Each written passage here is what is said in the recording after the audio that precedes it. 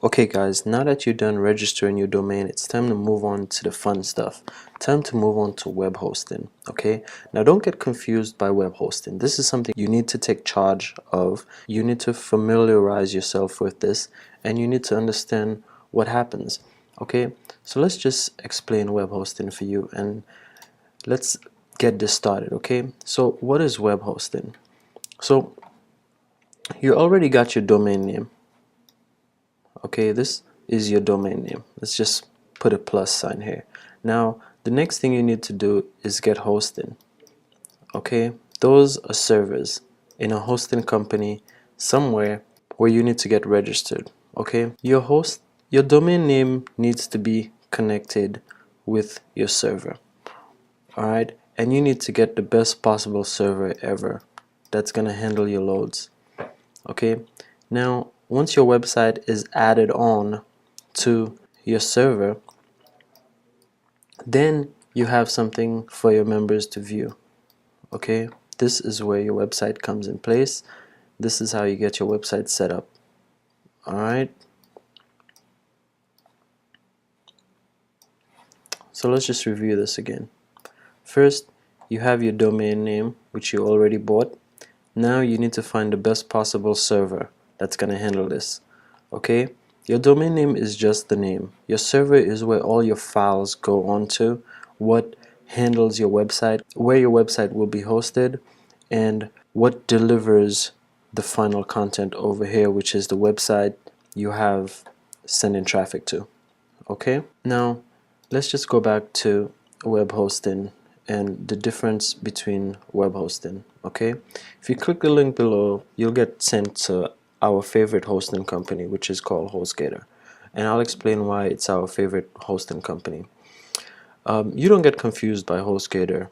Okay, they have cheap plans if that's what you're looking for, but cheap is not the way to go. If you start an online business, you should invest in the best, invest in something that won't crash, and invest in something that's going to last you a long time and it's easy to manage.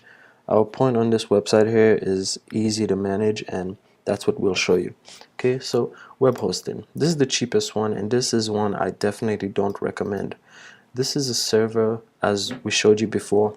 Okay, web hosting is something we don't recommend because it's the cheapest one, and most of this is shared. It's on a shared server and the load is not much good. You don't get much space.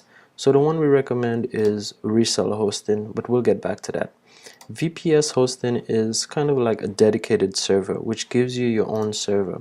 If we get back here, remember this server where you put your load on, your traffic on? This is your website. Okay, this is your hosting company, this is your server. Basically what a shared server is, it will take your website and put it on here. Okay, that's your server. And this same system here could have many different servers on it, many different websites on it. Okay, you don't want this. This is very bad. We're gonna move on to the reseller account. Okay, this is what you want, the reseller account. The cheapest account HostGator has is 25 bucks, and this is a very good investment. I highly urge you to get this if you want to get your website started. And the benefits this has is you have full control of your website. You could add as much domain names as you want and basically be happy with this. A hosting server only gives you one domain. This is not a good plan for you. It's not the best option. Space is very limited, bandwidth is very limited. I suggest you move on to reseller hosting. Choose the lowest option or whatever best fits your needs. I would start with this. You could upgrade at any time.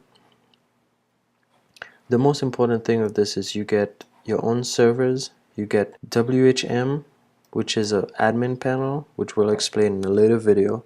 You get cPanel and everything you need for your hosting. So you could click the link below to navigate your reseller accounts.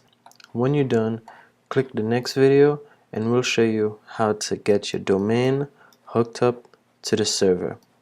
Okay?